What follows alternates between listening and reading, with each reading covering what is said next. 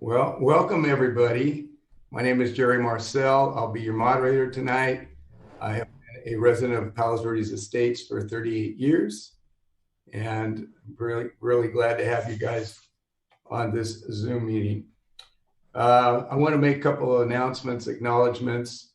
I want to thank all of the sponsors, especially Kevin Cody and the Peninsula People News and the Easy Reader News.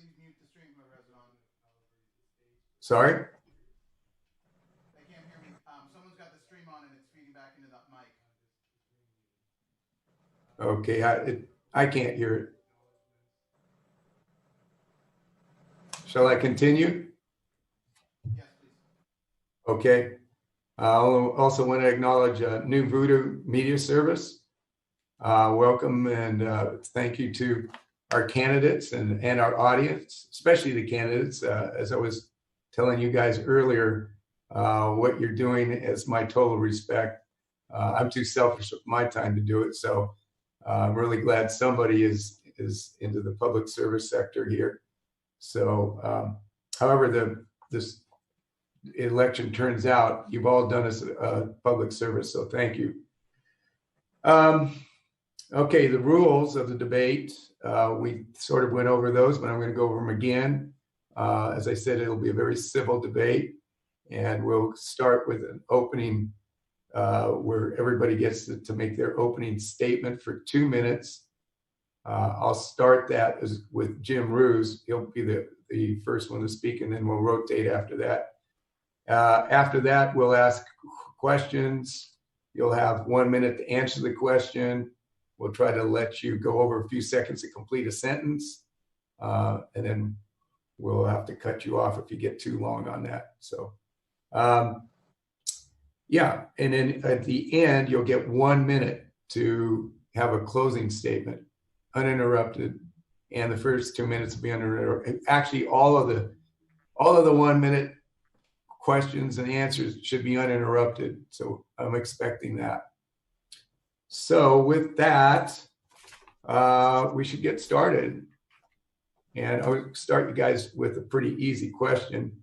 Rotation, I'll start with you, Jim, but this question is going to go out to everybody.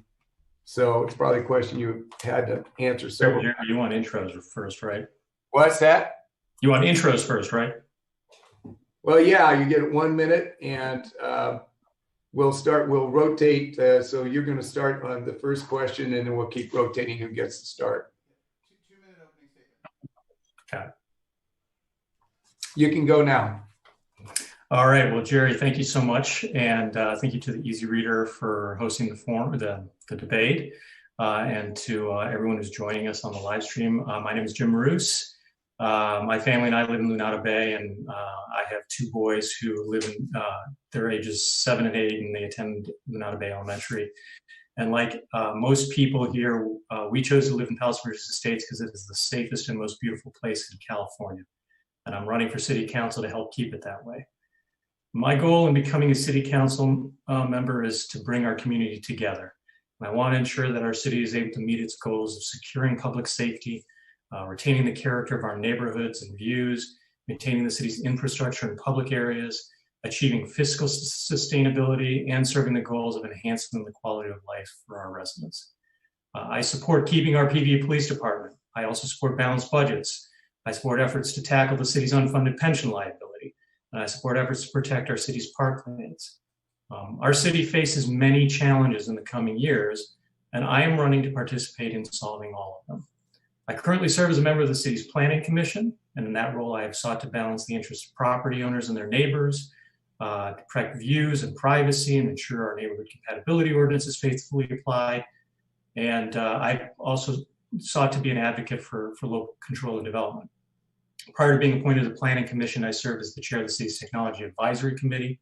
And in that committee, I was involved in efforts to modernize the city's software systems and in setting policy on the deployment of 5G. In my professional career, I had a software engineering group for a major cybersecurity software company. I hold a bachelor's degree and an MBA, both from SMU in Dallas, Texas, and have had responsibility of major technology companies, including Broadcom, Microsoft, Symantec, and a startup at which I was an early leader. I hope to bring all my experience to bear as a member of your city council. And I thank you again for having me this evening and look forward to taking questions. Thank you, Jim. Okay, up next, we have Gain Brenneman. Hi, I'm Gain Brenneman, and I'd like to thank Easy Reader and Jerry and everyone else involved in this project, because it's really nice to bring all of this before the voters. So, introducing myself, my credentials are, I went to UC Santa Barbara locally and got a BA degree in political science. I went on to medical school internship residency in San Antonio, Texas, and did a fellowship in cardiac anesthesia at University of Alabama in Birmingham. So I went back to private practice in Texas, but then we ended up moving back to California, which is where I actually grew up in the Palisades, and worked another 20 years downtown. I've now since retired from that job at the downtown HMO Kaiser, and I'm still working locally. However, with all my credentials and 35 years of experience managing small and large groups, I feel like I can contribute a lot to this local community.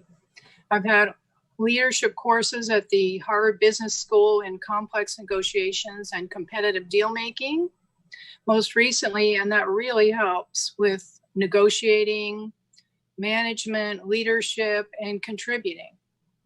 It also helps if you're going to buy a car. It's very helpful.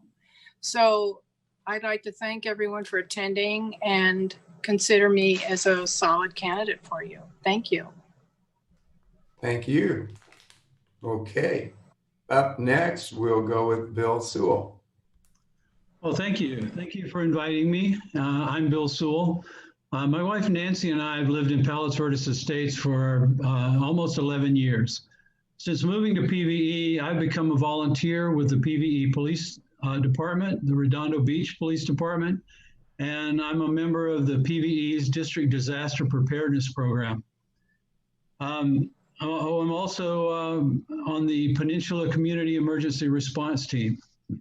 I'm running for city council because I have 50 years experience getting things done, from advising federal governments on national 911 operations, to improving airports across the globe, to managing a multi-billion-dollar school construction program. I've gotten it done in partnership with over 100 federal, state, and local governing bodies, and that experience is sorely needed on our city council. I started my career in the U.S. Air Force during Vietnam, worked for the FAA, worked for U.S. intelligence, finished my career as Senior Vice President at AECOM, one of the world's largest infrastructure companies, where, among other things, I led the Public Safety and Security Division. My personal positions are, I will fight to keep the police. I'm against any tax not approved by the voters. I'm firmly against bonds of any kind because of interest costs. I will work to increase revenues without raising taxes. And I do not seek endorsements because I don't want to be beholden to any organization or person. All candidates in this race have nearly identical platforms: financial stability, public safety, and the affordability of our police, and preserving the character of our city, including fighting density and preserving our parklands. So vote for the one person who has worked in and with governments and who has done it successfully for decades, and that's me, Bill Sewell. Vote for experience and let's get it done. Thank you. And thank you, Bill. All right, your turn, Dawn. Great. Hi, I'm Dawn Murdoch, a 22-year resident of PVE with my husband, Bob, and our 4 children. I have a chemical engineering degree from Stanford and a UCLA MBA, and spent over 17 years in strategy and business operations consulting, which means I bring strong fiscal acumen, problem solving, and collaboration skills to council. I was also a member of the PVE Pension Ad Hoc Committee, so I understand pensions better than any other candidate running. We need to fill the 2 council seats with people who will collaborate and work effectively with council residents and staff to get things done, and not just during the election season. This is my wheelhouse. My entire career has been about working with and leading teams of people across organizations to solve problems and implement improvements. Regarding our city's priorities, I'll highlight two. First, I will fight to solve our financial problems, including pension costs, by requiring financial decisions are supported by performance metric data and financial modeling of the full costs and revenues. I was glad to see that council recently approved our new revenue ad hoc committee, which has been part of my platform from day one. Second, I am a strong supporter of our police department. I did not seek their endorsement or funding due to potential conflict of interest and the need to work impartially on police-related issues. That said, I will work tirelessly to keep our police and collaborate with council, officers, and residents to build a model that is sustainable, is affordable, has manageable pension costs, and creates stability for our police, our city finances, and residents. We need to work collaboratively, council, residents, and staff, to determine the right balance between what services our residents want and what they are willing and able to pay. I am ready to roll up my sleeves to do the work needed to keep our city the special place it is and that our children deserve to inherit. Thank you. Thank you, Don. Okay, we're going to start with our first question. And it's a question that you guys answered to some degree already, but I'm going to let you have 1 minute to really focus in on it. And that question is, what makes you qualified to be a Palos Verdes Estates City Council member? And this question will go first to Gain Brenneman. Thank you for that question, because I actually was going to use the answer in my closing statement, but I'll use it now. I think the number one thing is leadership. I really feel we need strong leadership on the city council. It seems currently like they're in a model of conflict rather than consensus. Now, conflict allows everyone to have their own opinions, but it doesn't really create an ideal working platform to move forward, so to speak, move the needle forward to solve a lot of the city's problems. So you need to build toward a consensus. So I really feel, with the 35 years of experience I've had managing small and very large groups of people, some strangers all getting together, some very stressful situations in life and death, open heart surgeries that I have to manage. And I have to be the one to not stress out. So I think that's number one. That's the number one quality I want to see. Thank you. Okay, up next is Bill Sewell. Same question. Well, I agree with Gain that leadership is probably the most important aspect of being a city council member. And so what I bring to the table is 50 years of leadership. I started out in a small company and made my way to AECOM. I was senior vice president there, led projects with as many as 15,000 construction workers. And we had to meet very, very strict budgets. We also had to come up with innovative ways of doing things so that we could meet those budgets. And I bring 50 years experience in managing large programs,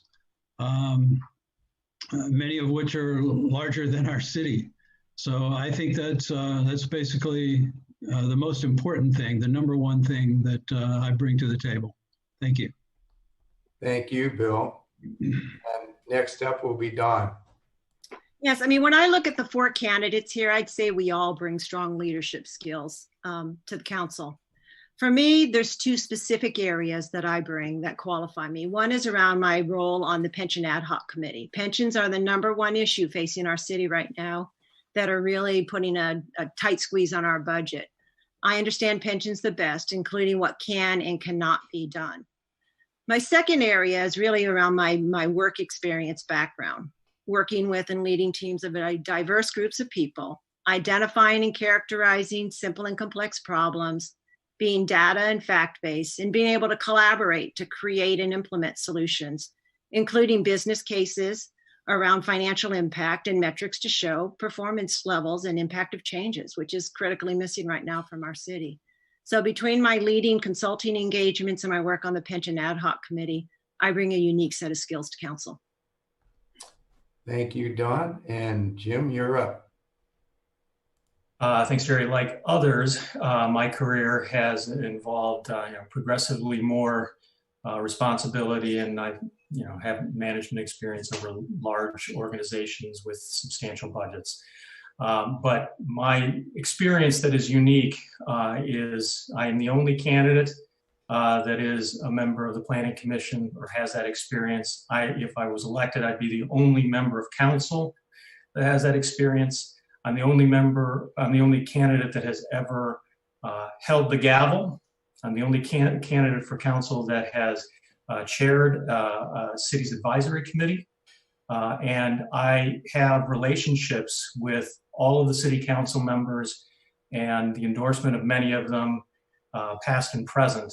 And I believe that those relationships will allow me to start contributing on day one. Thank you, Jim. Okay, our next couple of questions will be, we'll deal with the police department and funding and such. So I know most of you, if not all of you, are supporting to keeping the police force. So how do you propose funding this force going forward? Will we need another Measure E in our future, and by when? And we'll start it with Bill Sewell this time. Well, no one wants more taxes, and I'm not advocating for more taxes, but I would like to offer a perspective on the police. And we have Measure E at $5 million a year. We throw in an additional $2.5 million from the general fund to fund the police department. So I took a look at my tax bill and I divided the Measure E funding by 12, and it comes out to about $55.48 a month. And if we increase that by 50% to cover the police department, tells me that for $27.42 a month, we can fully fund the police. And when I say $27, I mean more than what we already pay. So I currently pay $87 a month for some really bad internet, $120 a month for someone to pick up my trash, $140 a month for watering my grass. So, I mean, we really need to put the question in a little bit different perspective. And my time is up. Thank you, Bill. Next up, we'll have Dawn. Yes, our police department's an incredibly important asset to the community. And when I go door to door, the overwhelming majority want to keep them. There is a large segment, though, that is very concerned around ability to afford our police now and into the future, because costs are rising, particularly around pensions. So we need a sustainable, affordable model with manageable pension cost. In the near term, there are things we can do. I look to the expert, Chief Dreiling, to make recommendations around improving efficiency and cost effectiveness and where it makes sense to contract out. Additionally, we need to fully fund pensions annually to stop creation of new liabilities and higher interest payments. And we need to expand the use of non-pensionable benefits, performance and retention bonuses, contributions to 457 retirement accounts. Longer term, all options need to be on the table and given the appropriate due diligence without conjecture before being discarded. Residents need to be informed and involved in the decision-making on this. Thank you. Thank you. Next up will be Jim. I have made keeping our PV Police Department central to my campaign. I believe that we enjoy a substantially higher level of service than do neighboring cities, and I believe that that is worth paying for. I recognize that Measure E was definitely not perfect, and I think we need to acknowledge the reality that it will expire in a few years and likely need to be replaced, since it represents a third of the city's annual revenue. Its biggest limitation is that it doesn't have any inflator in it, and so as expenses outside the police department, our fire contract, for example, rise by 7% a year. Our revenue with respect to Measure E is flat, and that presents some very serious fiscal challenges. I also believe that we need to look for cost efficiencies in the department and elsewhere to make sure that we can maintain a high level of service at the right price. Thank you, Jim. And now we have Gain. Thank you. So everyone always talks about Measure E, and Measure E had a fairly low turnout. They only actually had a 58% turnout. And of that turnout, they only met the quorum for it by 3%. So a lot of people assume that Measure E was an overwhelming referendum on keeping the police. And I like that Bill Sewell says, well, $27 a month. That's based on his house. And that right now, that may not even be tax deductible for quite a number of people that live in PVE, based on the house, the size, how old you've been in it, whether you can take advantage of Proposition 13, et cetera. I think we need to put everything on the table, look at policing efforts, options, and see what else is out there that we can really afford that would increase our safety. I'm all for safety, but we can't bankrupt the city just to save the police. Thank you. Thank you. Okay. Next question is a little bit long, but bear with me. Jerry, I think it's worth noting that Measure E had the highest turnout of any city election in history, just for Gaines information. Okay, thank you, Jim. Okay, so is the loss in home value as a result of the higher property tax going up, is that an issue that we should be concerned with? Because Measure E costs the average household close to $1,000 a year. I guess that's about $80 a month. I'm not sure. Okay, so at current interest rates, which is about 3.25% to get a mortgage, that extra $1,000 would drop the average household value by about $30,700. Is there any limit as to how much we should pay to keep current police force versus using the sheriff's force that currently the rest of Palos Verdes Estates uses? So is home value a consideration? Because as you raise costs to own a home, it lowers the value. And we'll start that with Don. Well, home value and impact on home value is absolutely something that we need to think about, but there are many factors that affect the home value. So our property tax levels or other tax levels affect that, as does the safety and environment that we have in the home. So it's part of the equation that residents use when they're trying to decide what taxes they want to pass and which ones they don't want to tax. You ask if there's, or pass, you ask if there's a limit. It's really up to the residents to establish what that limit is. What I've been advocating for is managing our costs as effectively as possible, finding non-tax revenue sources, figuring out then what services residents want, what kind of budget gap we might have, and then talking with residents about what the trade-offs are and how high up are they willing to go or not go. But they need to make that decision. They need to make that determination of the home value versus other services. Thank you, Don. And Jim, you're up next. Thanks, Jerry. So, you know what, I'm going to frame this question in a different way. I am a big supporter of Prop 13. I have not lived, you can tell by my relatively limited gray hair that I have not lived in my home all that long. But I already benefit from that, and I can see a time in the future when Prop 13 is going to allow me to plan my retirement without having to worry about tax surprises. I think to some extent, of course, property taxes are based on value of a property, but I also believe that there are ways that the city council can find revenue to the extent that might be necessary in replacing Measure E that doesn't overburden the most vulnerable people in our community. Thank you, Jim. Okay, we'll go with Gain for the next one up. Same question. Thank you, Jerry. So Prop 13 is advantaged if you live in the home for a long time. Some people aren't there yet. Like Jim said, he's not quite there yet. But unfortunately, I think with the demographics of the giant wave of baby boomers, we are going to see increased taxation on the federal and the state. That's really going to cramp all of the people that live in their homes on fixed incomes and are going to be in that elderly category and may not be able to afford that extra, whatever, 50, $100, an average of 1,000 or 1,200. And if they don't, they're going to find themselves renting.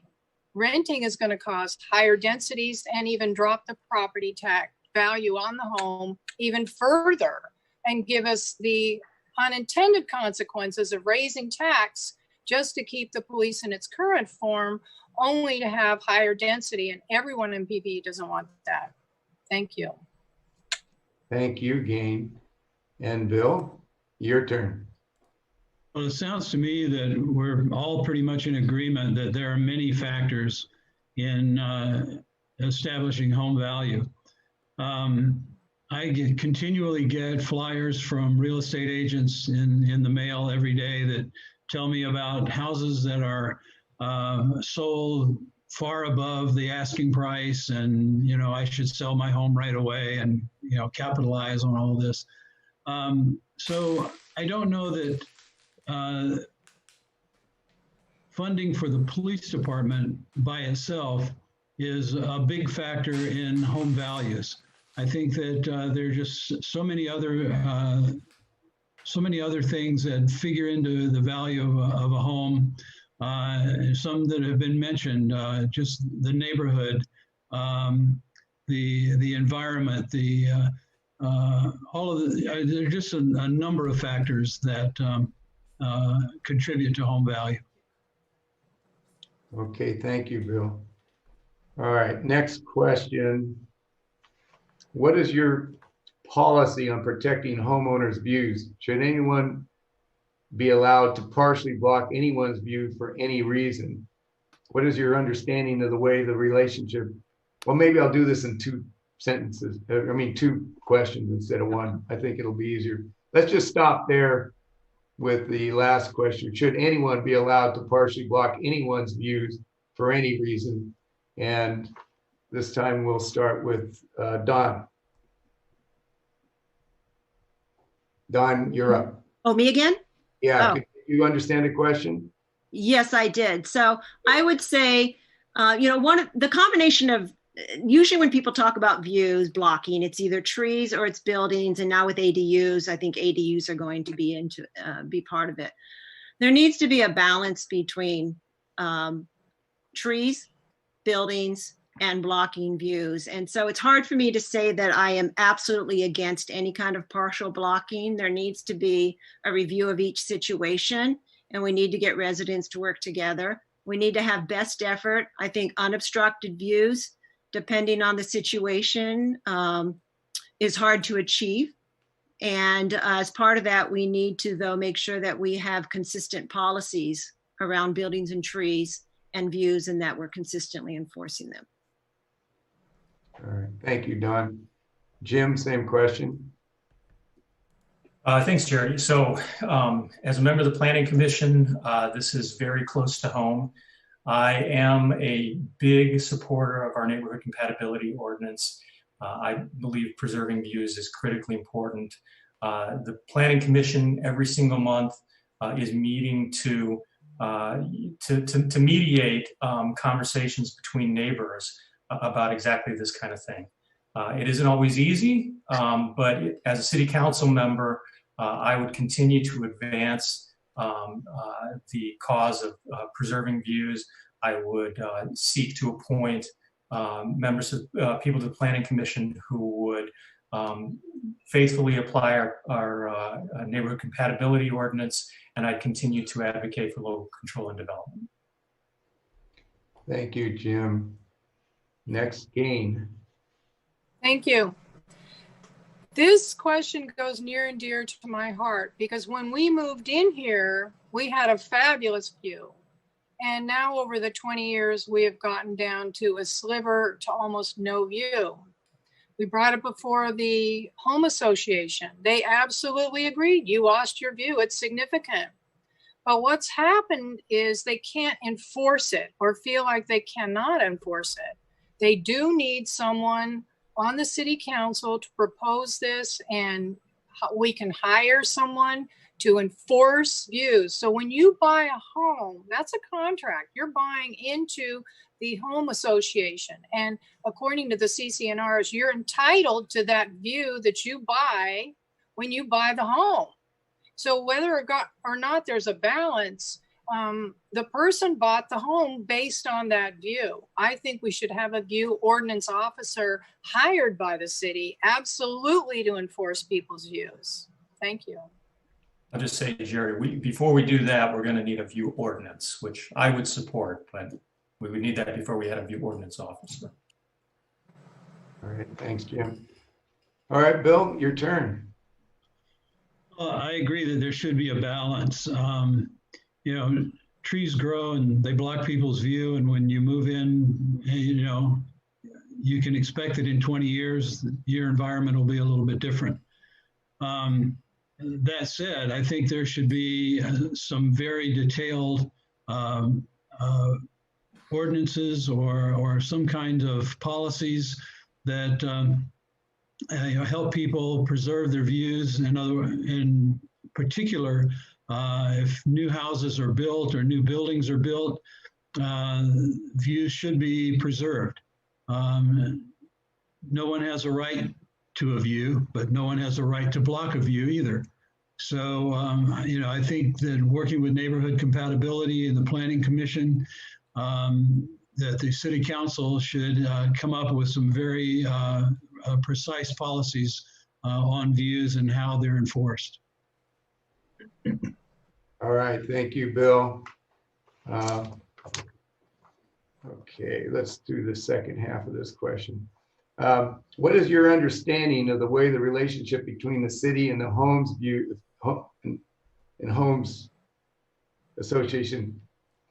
Sorry. What is your understanding of the way the relationship between the city and the homes association should work?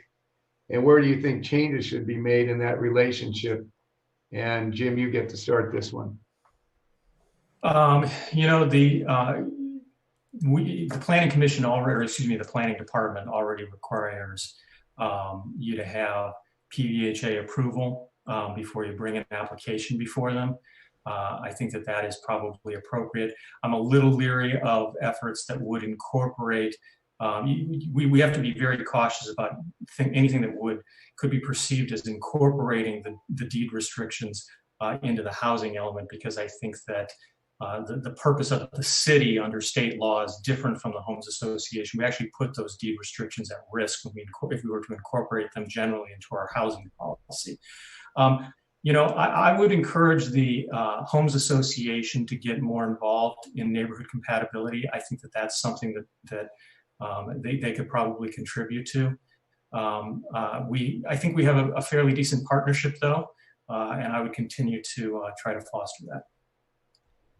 All right, thanks, Jim. Gain, you're next. So I agree with Jim that we definitely need to foster a closer relationship with the PVHA.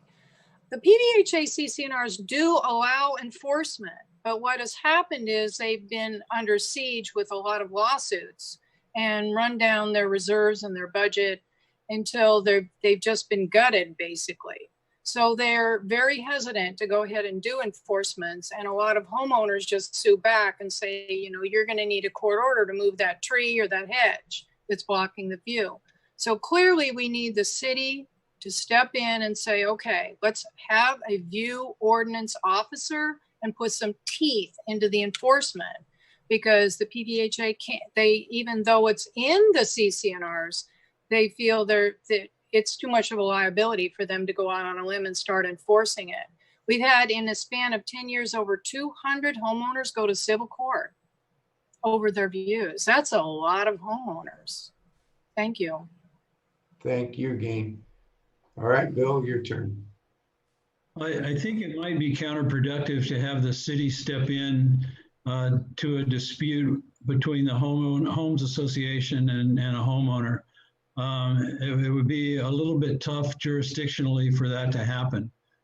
So I think, though, that there's room for the homes association and the city to work together and maybe work with homeowners to kind of broker a deal or somehow help the homeowners understand what the CC&Rs entail, understand what city ordinances entail, and in a partnership, the Homes Association and the city could help bring some of these disputes to an agreement before they end up in court. Thank you, Bill. And Dawn, you're next.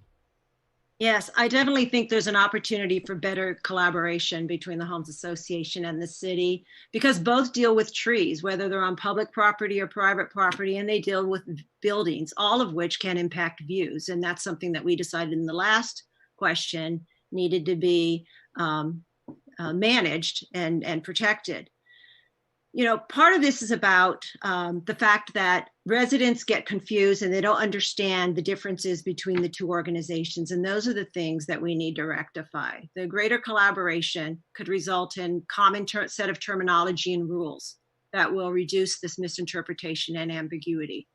We can examine sections of code that are causing the problems and the confusion and rewrite them, and we can streamline processes.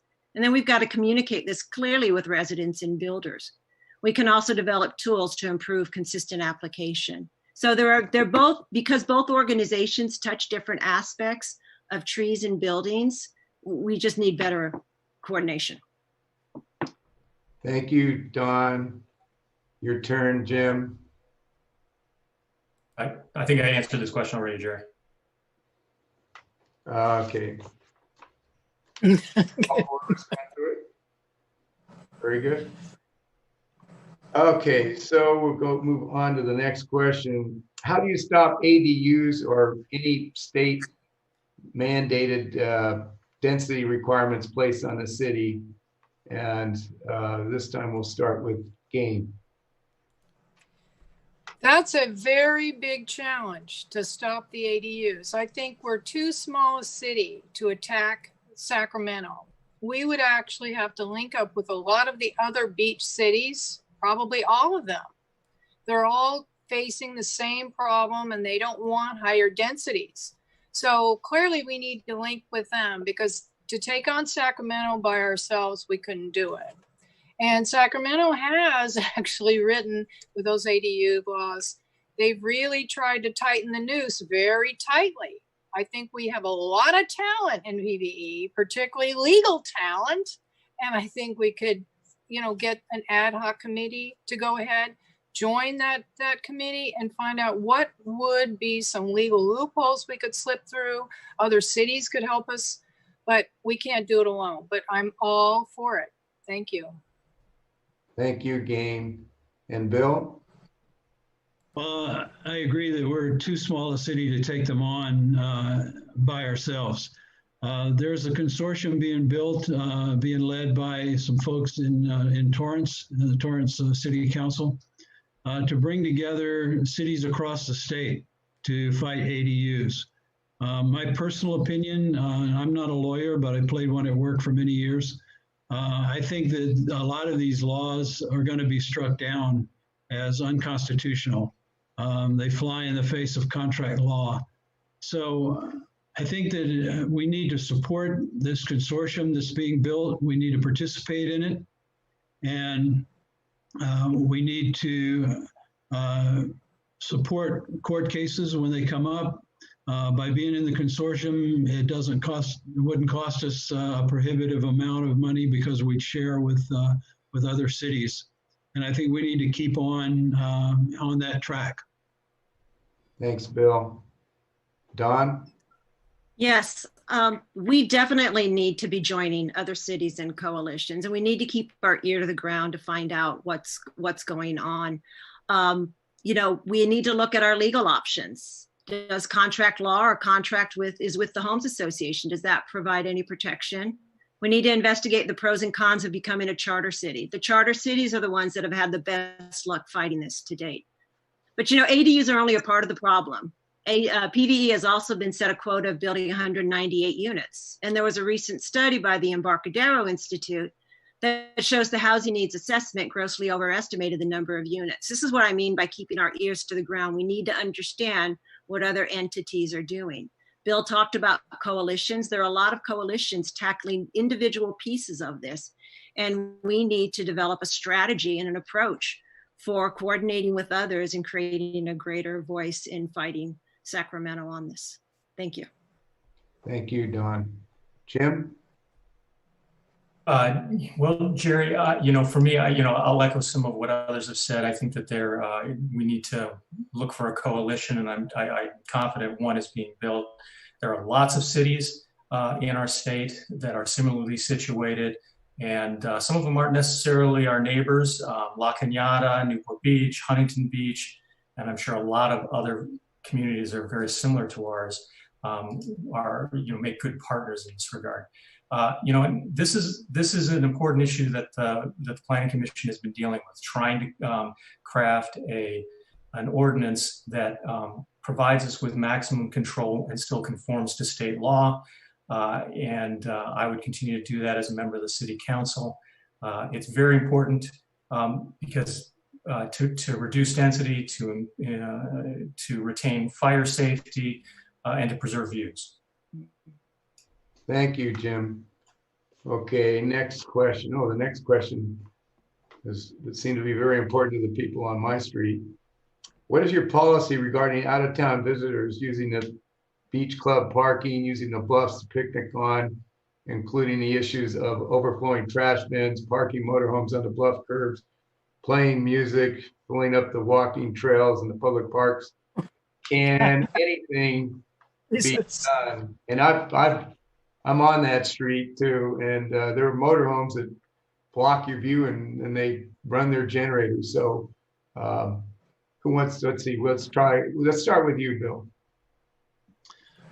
Well, there have been some discussions about parking and paid parking along the areas that you mentioned, and that would come with permit parking for residents. So if there is a problem with motorhomes, those can be singled out in ordinances to prevent them from staying too long along that area there. But I think it's a good source of non-tax revenue to have paid parking along those streets and in the parking lot over by Malaga Coast School. And then take a look at the other nuisance things that are going on, and address those in ordinances one by one. All right, thank you, Bill. Dawn? I think the first step is to, and I don't want to get into data paralysis or any of that, but the first step is to really step back and characterize and size what the problem is, because you mentioned different problems. There's the trash, there's the RVs, there's parking, there's visitors. And we need to really wrap our arms around what the issues are so that we can identify what the appropriate steps are for addressing that. So there's a bit of data collection. At the same time, though, we need to make sure that we're including a range of stakeholders in the analysis and in the recommendations, residents, police, staff, in order to make sure that we're thinking through all aspects and aren't creating some unintended consequences for neighboring streets. There could be a rule about no RV parking. There could be paid parking. We just need to make sure that whatever we're putting into place is something that the city can actually operationalize, that the police can actually enforce, and that's worth whatever costs are that we're incurring. Okay, thank you, Dawn. Jim? So specifically by the Beach Club, which is a parking lot I use fairly frequently, I think that there is an opportunity there. I know Mayor McGowan has proposed that they would put paid parking there, potentially with something that would allow residents to park there at a nominal fee or free, and would curb some of the, frankly, I think there's a lot of people going to Rat Beach who just recognize that they're just smarter than everyone else, and rather than pay for parking in Torrance, they'll just drive up a little and then walk down the hill. So I think that's a real opportunity. Along the bluffs, It's unfortunate. I think that the COVID situation has driven a lot more visitors to our neighborhoods. It is one of the few things that people can do. I'm hopeful that as COVID subsides, that will change. Otherwise, I would support our taking some action to try to limit the impact that those visitors are having. Thank you, Jim. Did we lose Gain Brenneman? Yep. We did? Okay. How much time we got left? Maybe we got time for one more. Try to get one or two more in. How does a small town like Palos Verdes Estates stay fiscally solvent with such a low tax base, especially retail taxes? We'll start this one with you, Dawn. Sure. Well, there are a couple of ways. One is we have to be really diligent about our operations and the cost of our operations. And that could be looking at not only contracting, because that saves us on pension costs, but also looking at opportunities to have shared services with neighboring cities, which might help us to achieve an economy of scale while providing some reduced costs. The second area, though, is really around opportunities for non-tax revenue options. And that's one of the things that I'm glad to see that the council has recently created an ad hoc committee on that. Residents are just brimming over with ideas. I've had them talk about ideas around fees, around retail and events and services and all of that. But we need to take a structured approach at looking at that to see what we can get and what the options are. And those are going to be our two best options. And then it's a matter of, making trade-off decisions with residents around what they want and what they'll pay. Okay, thank you, Don. Jim, we'll let you go next. Well, I think it is a multi-pronged approach. It starts with making sure that we are making appropriate use of taxpayers' money. And that means making sure that we're running every department of the city has efficiently, that we're taking advantage of contracts where that's appropriate and where we can continue to maintain a high level of service and appropriate oversight. I think that there's opportunities for non-tax revenue. A large number of them have been suggested. Many of them,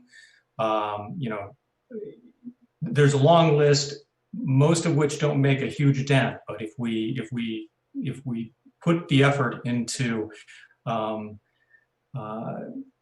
building out, a bunch of those, I think we'll make a lot of progress and not necessarily have to always go back to taxpayers for more money. And Bill, you get to wrap this one up. Okay. Well, I think Dawn and Jim both have great ideas that we need to have a multi-pronged approach. We need to look for non-tax revenue, especially. And we need to look at taxes that don't reach all of the residents. Things like property transfer taxes, individual taxes of that nature. I think we need to at least look at and see how much support they might have. I think too that we get to keep 11% of all the property tax that we pay. And the rest goes to the county and gets redistributed amongst other cities. I think that's an area for negotiation. I mean, if we could pick up another 1 or 2%, that would go a long way to make a dent in some of the costs that we incur. Thanks. Thank you, Bill. We're running out of time, so I'm going to skip the last two questions because I want to give everybody a chance to wrap up, have their 1 minute wrap up. So I see Gain is back with us. Nice. Yes, I'm on my third backup. Okay. It looks like I'm on cellular now. The cable went down, so. Okay. Well, you didn't give up, so that's great. No. We'll let you start the last 1 minute wrap up, but you get to say anything you want for a minute. Okay. So again, I'd like to thank Easy Reader and Jerry and everyone who had anything to do with putting this on. I feel like I'm a very strong candidate for this position because I really will bring to the table solid leadership with tons and tons of experience in management, leadership, and getting people together and all to go in one direction, getting that consensus together to move the needle. I think I'm very strong in budgeting. And we have some serious budget problems, very, very big challenges. And I've looked at the pension ad hoc committee and the one recommendation that they had, which was do a 50% Measure E, I disagree with. So I think there are other alternatives that we can do. I think we need to bring everything onto the table. And I think that getting all those options and learning how to negotiate and make those deals work in favor of the citizens would make me an ideal candidate. And thank you very much. Thank you, Gain. Dawn? Sure. Thank you to the debate organizers and all the residents watching. At the end of the day, our city and residents are facing difficult challenges. Status quo is not an option, as it is not sustainable. This election is about more than the police. It's about how do we deliver the services residents want while living within our means. First, we must complete the city long-term plan and identify a set of priorities and goals. We must be disciplined and data-driven. We need strong team-oriented leaders who will collaborate and do the work day in and day out, and who will represent the best interests of the residents. For the city exists to serve the residents. All of us, council, residents, and staff, must come to the table to make tough choices to determine the right balance between what services our residents want and what we're willing and able to pay. And I'm ready to roll up my sleeves and get to work. Thank you. Thank you, Don. Jim? Thanks, Jerry. So I'm pleased to have participated here. I'm honored to share my goals. I'll remind folks that if elected, I'd be the only member of the City Council with Planning Commission experience. I bring 20 years of management experience in the technology industry, and I'm the only non-incumbent candidate endorsed by the Police Officers Association, the only candidate endorsed by 12 past PVE council members, and the only candidate endorsed by 3 current City Council members, representing in total a cross-section of political views and representing in total over 100 years of City Council experience. I believe that we all expect the same things from our city. We expect our leaders to ensure public safety, to preserve the character of our city, and to remain fiscally responsible. And we need members of our City Council to be able to work together. We may not always agree on all the solutions, but we can work towards common goals with civility and mutual respect. And I invite folks to visit my campaign website at jimroos.com, and I ask for your vote in this important election. And Bill, you get to wrap this up. All right. Well, I think all the candidates tonight have come up with some great ideas. Of course, the devil is in the details and getting things done. I bring 50 years experience to the table with a proven track record of working with federal, state, and local governments, from renovation of the Pentagon to modernizing Virginia State Police communication systems to upgrading infrastructure for the city of Los Angeles at LAX. I know how to get things done. As a reminder, my personal positions are, I will fight to keep the police. I'm against any tax not approved by the voters. I'm firmly against bonds of any kind because of interest costs. I'll work to increase revenues without raising taxes. I do not seek endorsements because I don't want to be beholden to any organization or any person. I hope I've earned your vote this evening. If you have any questions, please email me at billsewell2020@gmail.com. And thank you to all who attended tonight and to those who made it possible. Thank you. Thank you, Bill, and thank you to all of you for a great debate tonight. This was great. I, for one, I'm very impressed with the quality of our candidates, and I think it bodes very well for the future of Palos Verdes Estates. I'm glad that I was here to hear this. So with that, we are running out of time and we have to say goodbye. So have a great evening. Thanks, Jerry. Thank you. Thanks, Jerry. Thanks you very much. Thanks, everybody. Bye-bye. Bye-bye. Bye.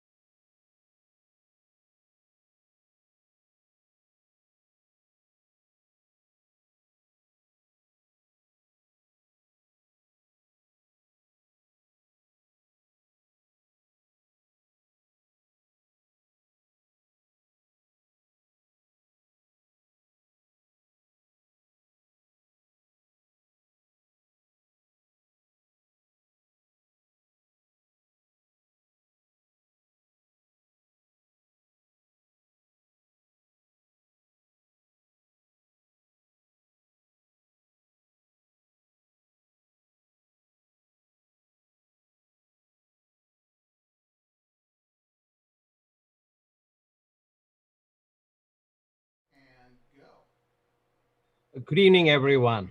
I want to thank PV News Group for organizing this event. And Arun, if you would please, I will open with comments. Thank you, sir. But I'm along the same lines. Good evening. Thank you for joining us tonight.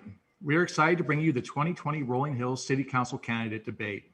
With 2 weeks before the November 3rd election, Rolling Hills still has 82% of votes outstanding. It is the intent of this debate to provide voters the opportunity to get to know their candidates better. I would like to take this opportunity to thank our sponsors, Kevin Cody and the Peninsula People News and Easy Reader News, and to also thank New Voodoo Media Service. A special thank you to our candidates, Professor, Engineer, Businessman Arun Bumitra, and Councilmember Criminal Prosecutor B. Derringer. Councilmember and business owner Jeff Piper declined to participate. My name is Matthew Brock, and I will be the moderator for tonight's discussion. For this debate, candidates will have 3 minutes to provide an opening statement, 1 minute to respond to questions, and 1 minute for a closing statement. The order of answering will alternate between candidates. Questions will not target any candidate specifically.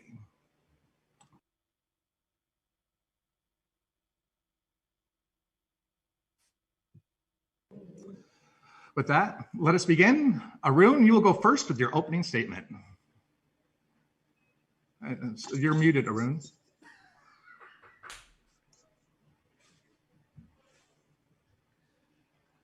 okay, there we go. Can you hear me loud and clear? Yes, we can. Thank you. Okay, once again, it's a pleasure to be this evening. Thanking PV News Group, Matt, Jessica, Novodu Group, and of course, I want to acknowledge my fellow panelist and neighbor B. I'm a problem solver. My name's Arun Bhumitra. My education includes a Bachelor of Science in Mechanical Engineering with emphasis on civil. A lot of our issues in the city are related to construction development, and that gives me a good background. My MBA from New York is in accounting. Everything has to deal with budgets, expense, cost, keep the city solvent. I also have a certificate in law from the University of West Los Angeles.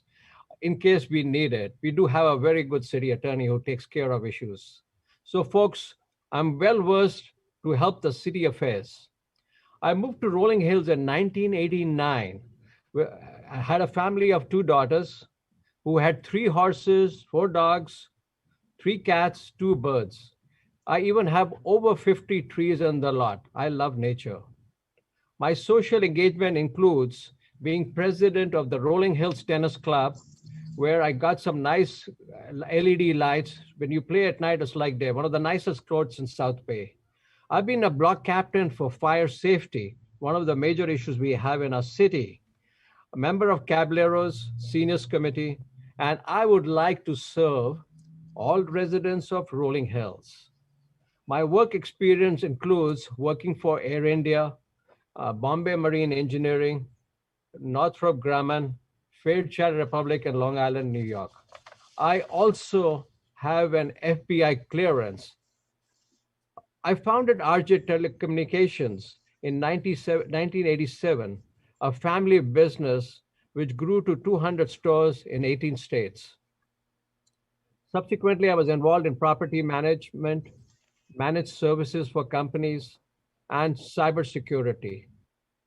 If that's not enough, I also happened to serve as LA County Commissioner for over 20 years, in addition being an advisor to the Sheriff's Department from Sherman Bach, Lee Baca, and Jim McDonald. With my aerospace and shipbuilding background, I believe in 0 defects. Otherwise, the ship would sink and the airplane will have issues at 37,000 square feet. 37,000 feet. So similarly, I believe that no issue is small or big. All residents' issues should be attended. Ladies and gentlemen, together we can make Rolling Hills a safe, secure, satisfactory, and a fun place to live. Thank you. Thank you, Arun. B. Thank you. First, I want to also say thank you to Easy Reader and New Voodoo Communications for hosting this very important forum. It's great to be able to put out information to voters at a time when they're hearing so many things about what candidates promise to do. So I want to highlight things in terms of what I've done as your Rolling Hills council member for the past 7 years. So you have confidence I will continue to do the same in the future. There are 4 areas I want to highlight as far as my background and experience that I have that no other council member or candidate provides our residents.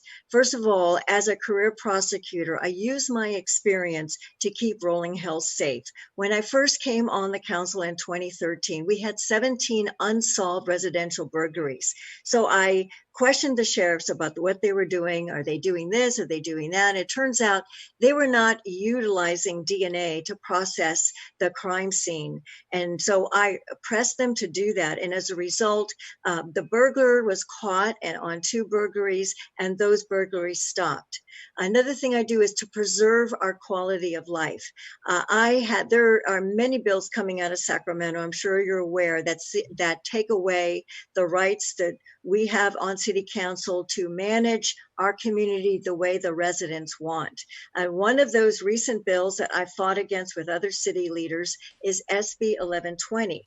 That bill would have allowed, if it passed, and it almost did in August of this year, would have allowed a developer to buy the land next to yours and split the land, put a duplex on one part of the subdivided portion, a duplex on the other, and you'd have 4 families living next door. I did prevail and tried to prevail with the bill's author on one of my legislative committees to create an exception for our city. We're in the highest fire district, and we only have 3 exits out of our city. So we're much like the city of Paradise. And if there's a fire, a wildfire, or other emergency, people could die just trying to get out of the city. Unfortunately, they made no such changes, and the bill almost passed, but it just didn't, because there wasn't enough time to bring it back to the Senate to pass it. But they're promising to bring it back next year. So I want to be there to fight that battle and other battles that are coming out.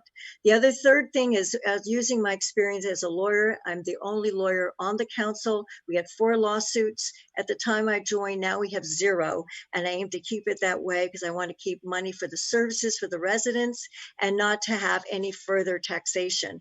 Also, my 4th area is using my legal advocacy experience to passionately advocate for residents. There's one situation I describe in terms of Cal Water. About 100 residents were overcharged, and I was able to use my skills to get the information from the California Public Utilities Commission and work on a claim that resulted in residents getting refunds. So thank you for the time, and look forward to your questions. Thank you, V. As a recent pandemic has shown, sometimes the council will have to make decisions that were never anticipated. This next group of questions will allow voters to understand you as a candidate. V, we'll start with you. As a resident, what drew you to Rolling Hills?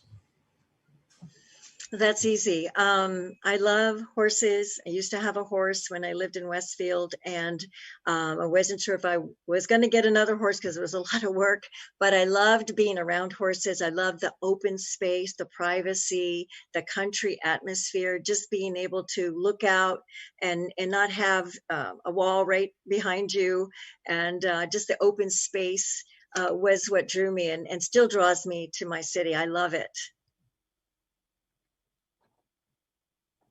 Thank you. And Arun? Same question? The same question is, as a resident, what drew you to Rolling Hills? It's the peace and the privacy, the tranquility which Rolling Hills affords you. Like I mentioned earlier in my introduction, we had 3 horses and a couple of other animals, and that acreage, there's open spaces, the riding rings, the tennis courts, it's as well, nature is at its best. So I like to maintain that rural atmosphere, which I seek when I first moved in here in 1989.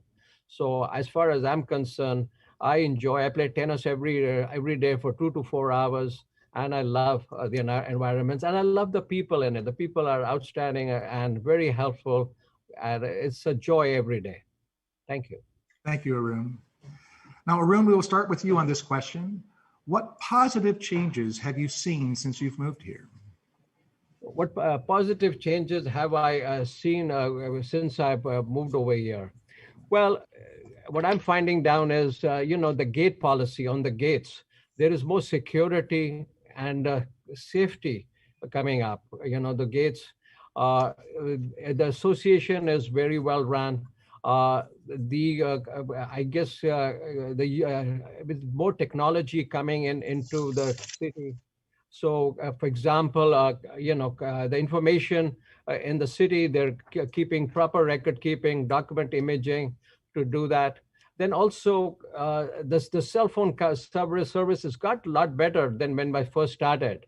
I was the oldest dealer of cell phones in Los Angeles in 1987. So I've seen it get up, but there's a lot of improvements to be done still. There's a lot of work to be done in the city, and and I hope to help in that endeavor.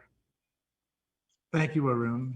And B, same question. What positive changes have you seen since you've moved here? All right. I think when I first moved here, I wasn't as aware of what was going on as when I became part of the council. So I think there's things, you get more visibility when you're on council as to what's actually going on in the city. So I know before I went on council, I just sensed, and as I was actually going in door to door talking to people, there was a lot of reluctance. I was hearing from various residents about going down to City Hall and being able to say something about something they wanted to protest or maybe disagree a little bit with what was going on, out of concern that if they said that, that could be used against them later on if they ever wanted something from the city. And I thought that is not right. So people should be able to come to their city government and get their needs attended to. So I have seen, since I've been on council, more of a willingness of people coming and being able to express their opinions and being more engaged in what's going on. So I think that's great. Thank you, B. And now for the negative side. And we'll start with you, B. What negative changes have you seen since you've lived here? Well, I think that sometimes, I don't know if it's been always there or whatever, but sometimes people can want something that they want and they really are intense about getting it. So part of it, as a council member, we have people on both sides of an issue and they each want something that is different from the other, and both of them cannot have exactly what they want. So you have to be able to work with people and be able to say, hey, we really need to look at what you're wanting here and find some kind of happy medium where you get the primary benefit of what you want, and yet the other person doesn't feel like they're getting nothing, or that their needs aren't being attended to. So I think that's kind of always the stretch between things, is that people want what they want, but then we have to work with the other people who want what they want, and work out a compromise. Great, thank you. And Arun, same question would be the negative changes. Well, what I've seen, which is a big change and sometimes keeps me up at night, is fire fuel. It has increased a lot.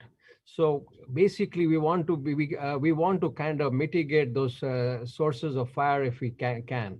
So basically, we came up with a community. I was a block captain for Community Wildfire Protection Plan. So recently, we spent 2.5 years putting that together to see what kind of vegetation which are not very inflammable, like eucalyptus, pine, palm trees. Some of those issues we brought up. Then also compliance enforcement of these issues. Vegetation, for example, we go through the main streets like Portuguese Bend and Crest Road to clear the brushes around that, maybe 10 to 50, 20 feet. The fire department has come up with stipulations. So that is a measure 503.1 for that. And what happens is that 80% of the fires are started on the roadsides. So that is a big issue. So that is one thing you have to worry about. Then, make sure that the fire department gets involved. Then, thank you, Arun. Or we will discuss fire in a little I while. want to go a little bit more if I can. But, This is a very, very important topic. We see in Northern California what's happening. We don't want in our neighborhood. Arun, if you would please, there's actually a question on fire later this evening. So you'll have your opportunity then. Sure, thank you. Thank you. Now, the next question will be for you, Arun. And so why did you decide to run for council? Why did I decide? Well, I've been here 22 years in the city, and I've been involved in using all the amenities and so a lot of the issues. And what I found out is that a lot of them need helping neighbors. They feel, I went down to in my campaign, 500 to 600 homes in Rolling Hills. And what irked me was that a lot of people have issues. And we should make the city hall should be more easy and solve your problems, no matter how small or how big. And that's what I figure is, I want to give back to the community. And that's what I want to run for city. I want to make the city with as little defects as possible. So in our golden years, a lot of seniors over there can enjoy life. Thank you, Arun. B, same question. What made you decide to run for city council? Well, pretty much the decision I'm doing now is really part of the reason I felt called to do it in the first place. I saw things that were not quite right going on with the city that I had some ability to address, like the crime situation. And although we're not in a situation now where we have the 17 unsolved residential burglaries, we are having, as someone just called me today about mail theft, and I dealt with that back in the day. 90 residents had their mail stolen. And so someone told me today that someone had just found some mail that was taken from a resident's mailboxes, several of them. And so there's constantly training and things to say, we need to report this, we need to investigate it, we need to be on the sheriffs. They're being cut, their budget's being cut. So the squeaky wheel gets the grease, the one who knows how to tell them, hey, you need to do this. And I know you can do this because I work with you guys. That's how it's done to be able to get what we need for our community to keep it safe. Thank you, B. So now we were talking about issues that face your constituents. And B, we're going to start with you. So how do you plan, you've mentioned this earlier, but if you can expand about how you plan to handle state mandates. Well, first of all, I think the first thing one needs to do, we need to be aware of what's coming down the pike, so that we're not all of a sudden, it's too little, too late. We don't have enough information or time to be able to combat it. So that's why I feel it's essential. I'm the only council member that goes on committees. I'm on 2 legislative committees. I'm on a public safety committee for the California League of Cities. So I find out news as it happens, what Sacramento is planning. And then I network with all of the other city leaders, some that are bigger than us. Obviously, most of them are bigger than us, so they have more political power. And I'm able to work with them and convince them this is not a good idea because of this, this, and this. I use my legal ability to research what this statute is actually saying, and then say, you know what, the language is saying this, and we need to change that and make sure we write an amendment if this is going to get passed. So those are the kinds of things I think are important to head that off before we end up suffering the consequences. Terrific, thank you, B. Arun, same question. How would you plan to handle state mandates?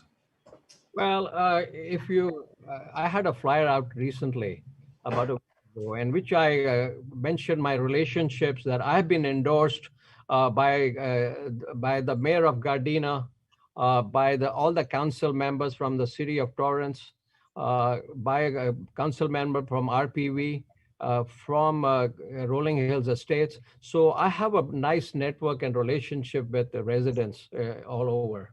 And so even in Sacramento. And so what happens is that working with them, and we have unity. It's like we could join forces with the city of Huntington Beach. They're fighting all the time with the state.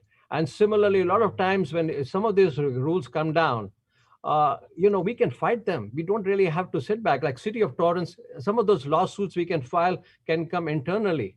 And there are 22 cities which we can unite in this endeavor Now, I want to point out that the state assembly legislature, I'll make it short, 200 bills comes down. So basically, a lot of people don't even read. So this come down, but we got to work in unity with other cities together to stop these issues before the problem. Otherwise, it costs a lot of money and time for the cities. Thank you. Thank you, Arun. So Arun, the next question is, what is your view towards ADUs, the accessory dwelling units? Well, we have a state mandate that the ADUs we need some more housing. So, and I think we are looking at this particular time, we have 18 to 40 units, and the city is actively looking at and got a survey going out there. How many of those units can be, be converted into ADUs to follow the state's mandate out there? That's one way of doing ADUs, which could be, incorporated to meet the state guidelines. So I'm not really in favor of overdevelopment, but I guess it's a state requirement, and you have to kind of abide that. And there's other things you can do as like rezoning, but we can get to that a little later. Thank you, Arun. B, same question.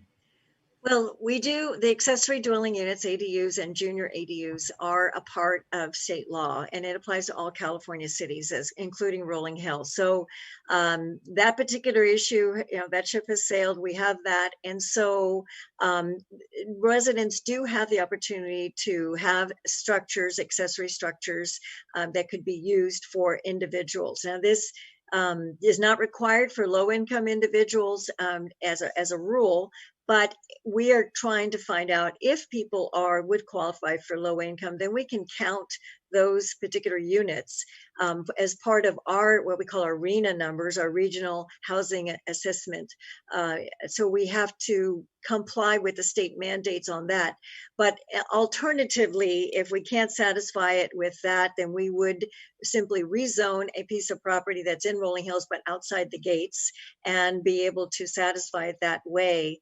So that's kind of how we're looking at it and using the survey to guide us. Thank you. Thank you, B. And B, we will start with you on this question. What steps can be done to mitigate the risk of wildfires in Rolling Hills? Rolling Hills is in a severe risk zone.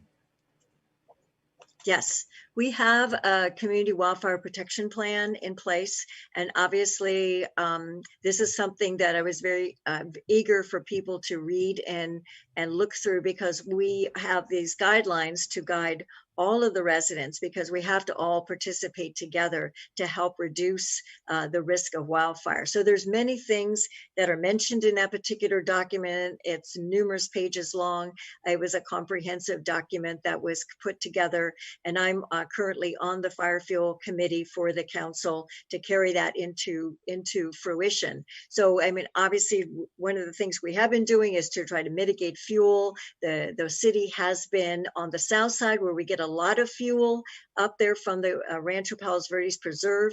We've been spending our money to have them cut all the way up to our borders to remove some of that fire fuel, so it doesn't come up into our city where most of the fires have come. And there's other efforts as well, but that's one thing that we've been doing. Thank you, B. Arun, your topic. Well, basically prevention is better than cure.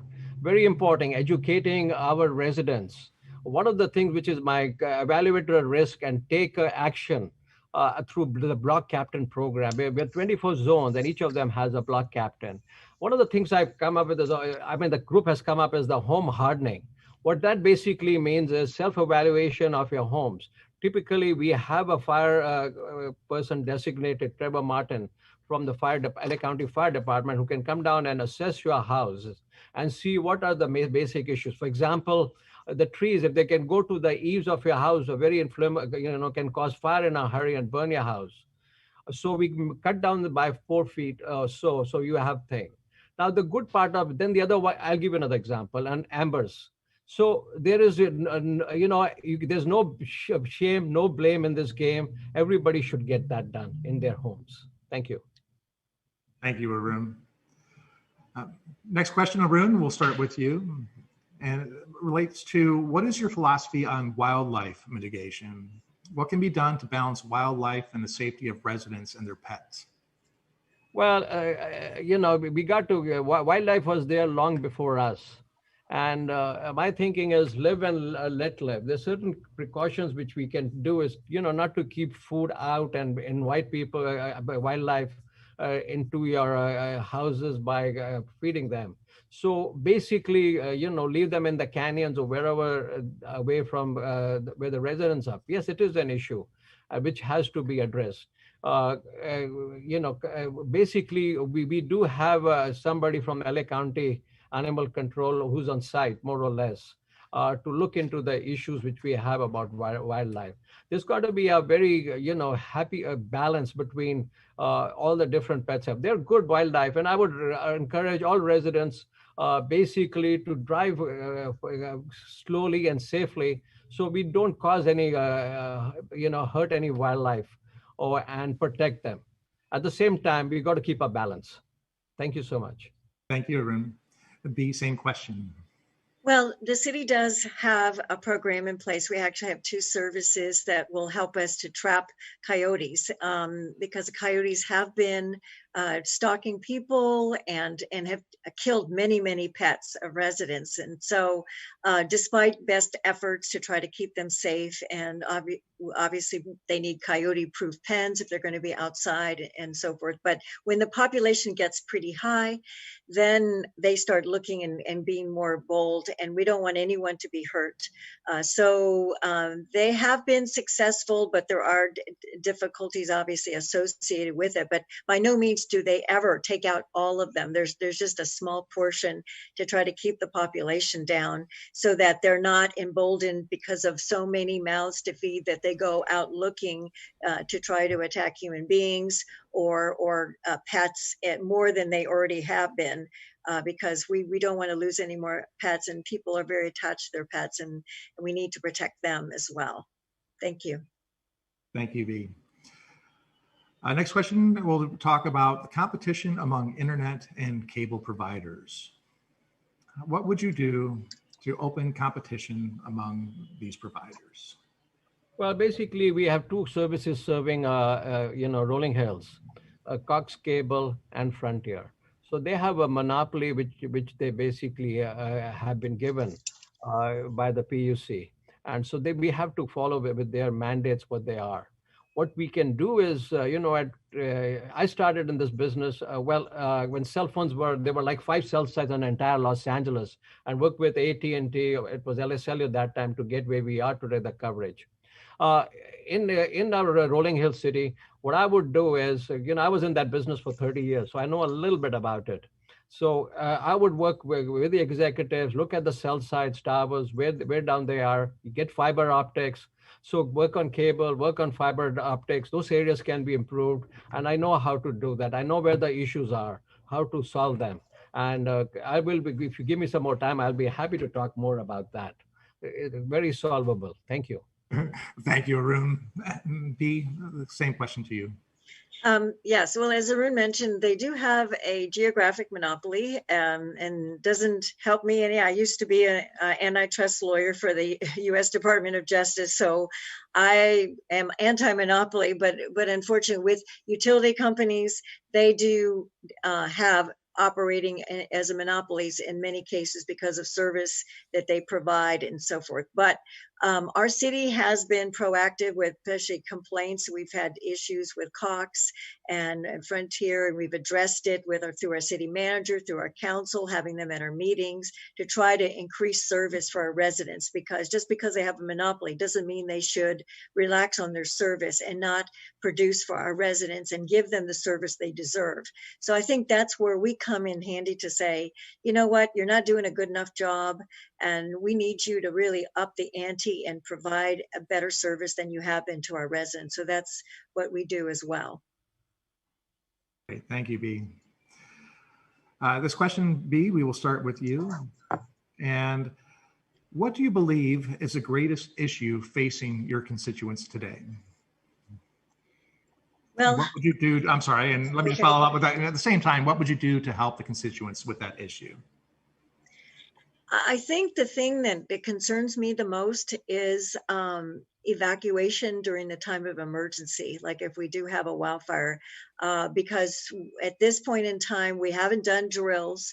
We are a city where we're pretty far flung and we can't really see one another. We're not like we can just go out of your house and signal somebody. So we need to be more on our game. And that's one of the things I want to see us really increase, is to set aside time to have an organized plan in place and run drills so that we as a community are very prepared. So if something happens, we're not doing it for the first time. So that's what I see as the greatest threat. And then what we need to do is practice, practice, practice, and have a routine in place so everyone knows what to do, when to do it, and how to do it in time of emergency, and they're not doing it for the first time. Thank you. Thank you, Bea. Arun, same question. What is the greatest issue facing your constituents, and what would you do to help your constituents with that issue? Well, once we get out of the pandemic, and hopefully we will have a vaccine and people will have back to normal, evacuation is a big problem. And like, for example, today there was a meeting with the city and the fire department, like on Eastfield, there is no parking over there for first responders. So every street has some problem about evacuation, like Bea very rightly pointed out, are the basic issues. So I will continue to work as a block captain and go through these issues with the fellow block captains. As a team, we can come down and come up with more tangible solutions, keeping the easements, areas which are preventing first responders to going down, clear. So these are some small steps, baby steps we can take to solve the bigger problem and solve issues and move forward for the betterment of the community. Thank you. Terrific. Thank you, Arun. Next question, Arun, we will start with you. How do you propose the city ensure that factual information reaches its residents? How does the city ensure that factual information reaches the information? We're fortunate, we got a very good city staff, and they have a blue letter which comes out and gives them the information, and they do a good job of getting the right information. For example, open meetings, when they're having, or the council meetings, or information about emergencies. For example, voting. What do you do with your ballots? Where do you transfer them? So things as a nitty gritty comes down, and they're very proactive and user friendly. And I want to compliment them on that. Thank you. Perfect. Thank you, Arun. Bea, same question. Yes, well, I think that communication is key for our residents. And we do have a blue newsletter that comes out on a regular basis, and people read that. But I would like to see more in the terms of, I know our association has a Dwelling Live email system, which sends out notices to people. But I would like to see the city being involved in that for city issues, because we can't ask the association to do certain things for us because we're different entities and we don't have a similar system. And we also, for emergencies, not everybody is on a reverse 911 and on alert system. So this is very important. I mean, so communication to me is extremely necessary, so that information goes out not only for emergencies, but also information that everybody should know, so they can actually provide opinions to us in a timely manner, because I want to hear what they want to say and what they think we should do before we have decisions that will affect their interests. Thank you, Bea. So next we'll move to our next group of questions. Serving on the council, so as a council member, you have no more authority than any other resident. There's only when the majority of the council agrees that policies can be set. As a candidate, you are probably already aware that the public does not always agree. How would this affect your decision-making process? Bea, we'll start with you, please. Okay, well, I think for areas where it affects the majority of the residents in terms of decisions we make, that's why I'm very much of a proponent of due process to make sure that we have plenty of notice to people about a decision that is about to be made, so people know it's going to be made, and then giving them the details of what it is we're considering, so they can provide us with information and attend the meetings and emails and calls, all of these things. I, for one, I want to do what the majority of the residents want to do. So to me, it's essential that the majority be notified so that we can get that input, because I want to hear that first before I make any decision on their behalf. And I think that it's extremely important, because I don't presume to know everything that's what's best for everybody. I want to hear from them as to what they think is best for them. And that's the way I've operated. Thank you, B. Arun, same question. When the public does not agree, how does that affect your decision-making process? Well, I'm a problem solver. I'm an engineer, and obviously you got to have consensus builder.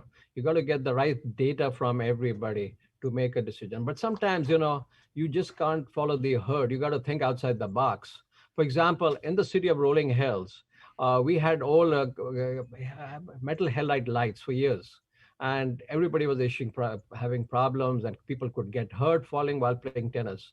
So I took the step forward of coming with LED lights. And I spoke to my fellow members on the tennis club, and I got a lot of opposition from anybody and everybody. But till I kind of convinced everybody, hey, give me a chance, let's do one light. And so I take baby steps. And today we play over there. People love it. It's like playing during the day. It's very environmentally friendly, and so people enjoy that. We save electricity. It's great. So sometimes you have to educate and communicate better.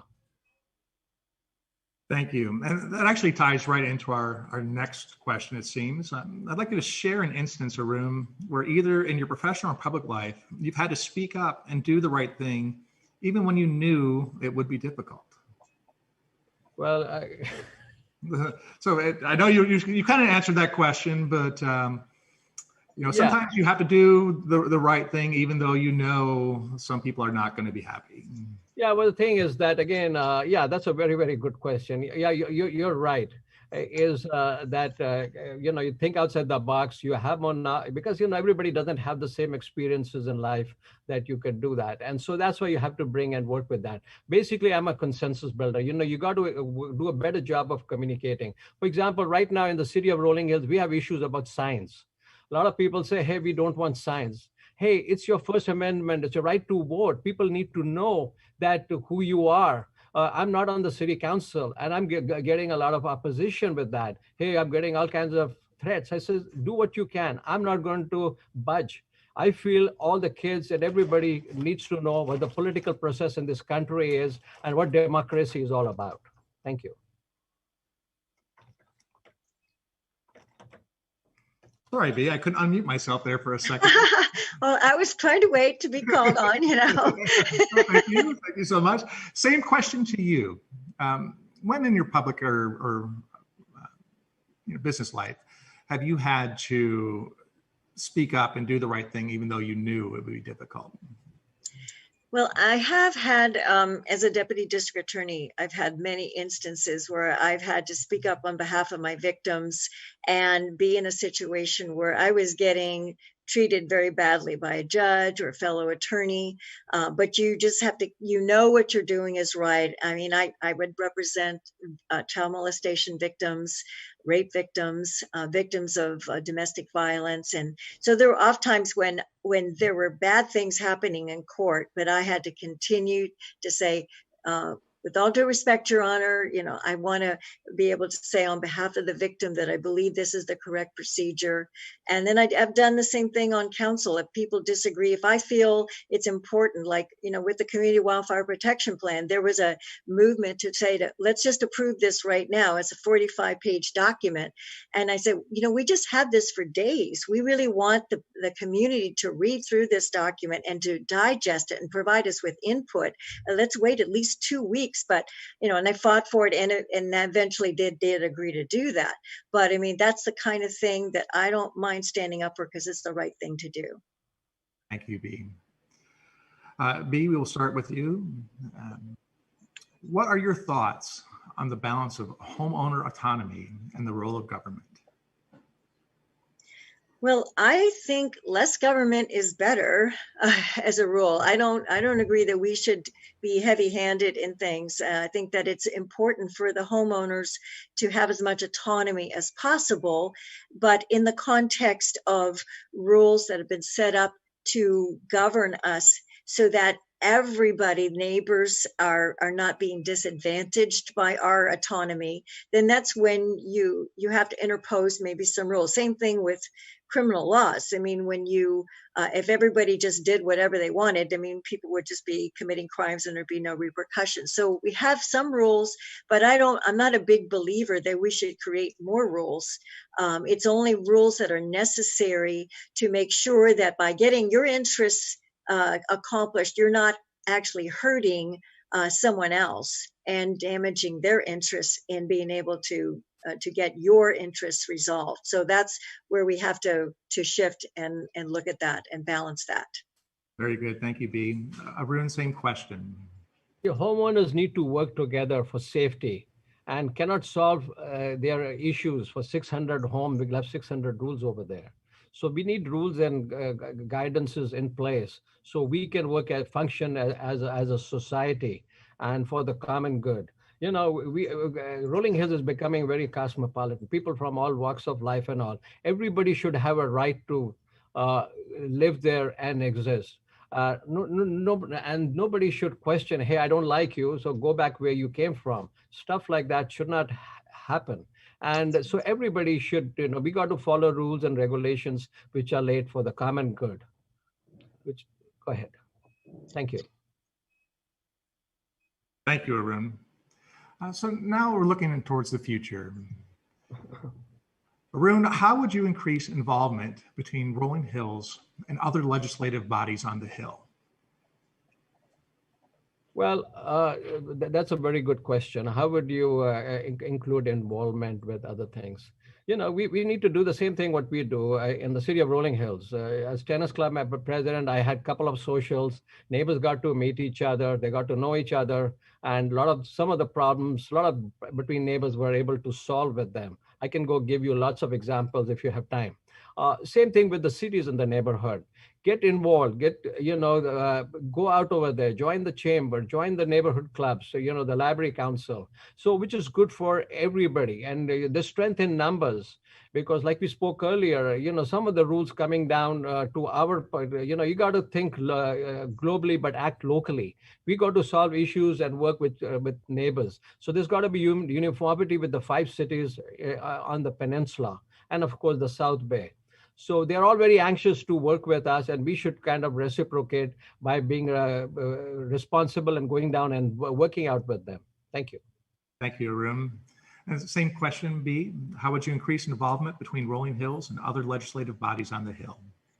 Well, with the committees that I'm on, I'm actually doing that already.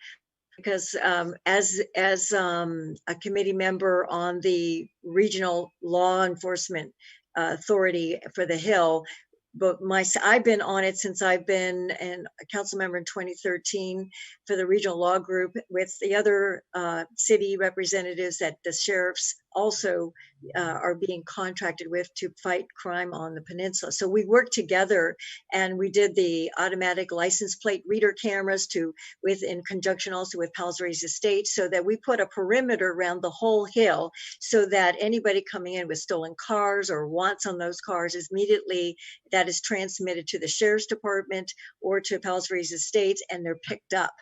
So that was something obviously with networking. And we do the same thing with our emergency preparedness coordinator that we share with RPV at both ourselves and Rolling Hills Estates. So we maximize those opportunities. Yes. Great. Thank you, B. You guys have a wonderful holiday party, winter party that I was invited to attend last year, but now we have the pandemic. So how can the city continue to build its sense of community with this pandemic going on? And B, we'll start with you, please. Well, I think obviously we have to be more creative. I think with the Zoom meetings, we've actually had more participation because it's easier with council meetings and people coming in and being able to do it from the privacy of their own home. So there's been some good points about it. And obviously we're not going to have COVID for forever.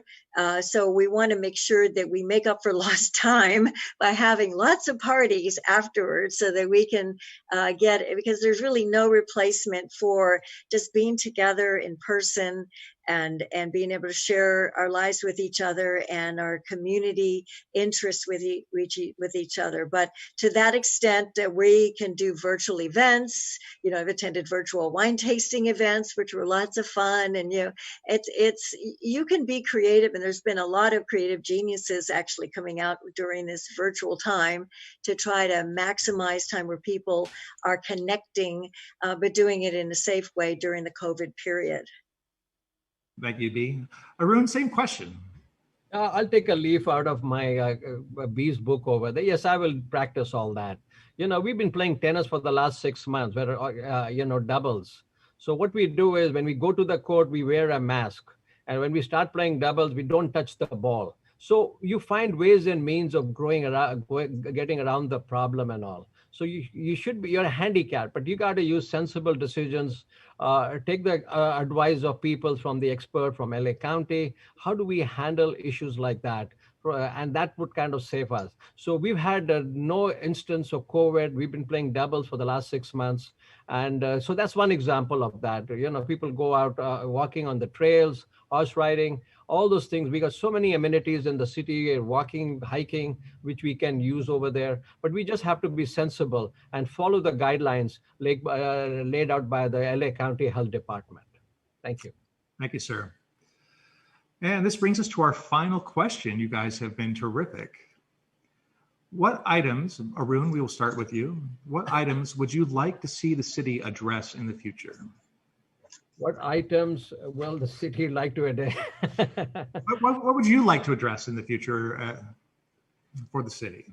Well, basically, you know, of course, I will go with community fire safety, public safety. We've had a burglar who went into our city, stole some bikes. He's on the loose. We've not been able to catch it, get hold of him. And I have ideas where to find those guys like that. Then so traffic safety. Traffic safety is becoming a bigger issue. We don't want somebody getting hurt out there. So those are the thing. And then, of course, you know, there are ways of getting around. They're not very difficult. To be honest with you, most of the problems we have in the city are pretty simple. They could be handled with a little bit of layback and discuss it. Then, of course, my biggest is to take care of the telecommunications, the internet, the Wi-Fi, the cell phone coverage, so everybody can, you know, especially if we're working at home, can be able to use the infrastructure which should be in place. Thank you, Arun. B, your question? Yes, I would. There's kind of several areas. I think I referred to some of them, but ideally, I would love to be able to improve communication between the residents and the council so that they feel they have an open line of communication. They do provide suggestions, and we too would be able to funnel information to them, like if they're willing to be on email, where they say, yes, I'd like to get information about bills coming up so I can contact my legislator with you when there's something that we really need to protest. And then other areas where we want to make sure everyone's on emergency reverse 911, got to push that out and practice our evacuation strategy so that everyone feels comfortable about what to do during an emergency. And everyone is really working together to mitigate fire so that we won't have to use those strategies because we've prepared so well and we don't actually have a fire that occurs. So I think all of these things, there's a big or tall order, but I'd like to see us do a better job in all those. Thank you, B. And so now we will move to closing statements. B, I'd like you to go first, please. Sure. So I just want to put out there to my residents that my heart is to continue to work with you and to see that you get your needs met. I'm passionate about advocating for my residents. I fight hard for you. And so to me, I just need to know what is going on with you so I can help address it. So I want to put that out there for you as an open invitation. You've always had my cell number and my email, a personal email address to contact me. And I've been so enjoying meeting with you as I've been going door to door and hearing some of your needs. So we can work together and best, meet your needs. So I want to do what I've been doing, but make sure that we have that open line of communication so that I can hear from your heart what's exactly going on and what you feel should be done in the future to best meet your needs. So that would be what I have to say. Great, thank you, Bea. And Arun, sir, your closing statement? Thanks once again to the organizers and everyone who made this evening possible. We are neighbors and we all want to work for the betterment of a city. If elected, I would like to serve as a council member to ensure a balanced budget, work with law enforcement, improve public safety, fire safety, balance sustainable development while maintaining the city's lifestyle and beauty scenic. I also would like to increase public engagement between council and community to attend residents' issue. I've spoken to over 500 residents and I feel your pain and frustration. I'm semi-retired, so I have a lot of time to take care of it. But my fellow friends, Jeff and Bea, are hard pressed for time in their day-to-day jobs. So I am a problem solver. I listen and advocate for others. I'm confident that experience, excitement, and energy makes me an effective council member if elected. We really invest in the rolling hills and make it a beautiful city. If you have leaky pipes, you'll go to a plumber or a handyman. The plumber, he'll fix once for all. Thank you so much for this opportunity and God bless everyone. Thank you. Thank you, Arun. And thank you for spending your time with us this evening. If you still have questions for the candidates, we invite you to email them. Coming up tomorrow, please join Kevin Cody and the Peninsula People and Easy Reader News and Nuvu Media Services as they bring you the Rolling Hills Estates City Council. It's tomorrow night, 7 p.m. Thank you and good night. Thank you all. Appreciate you. You guys are terrific.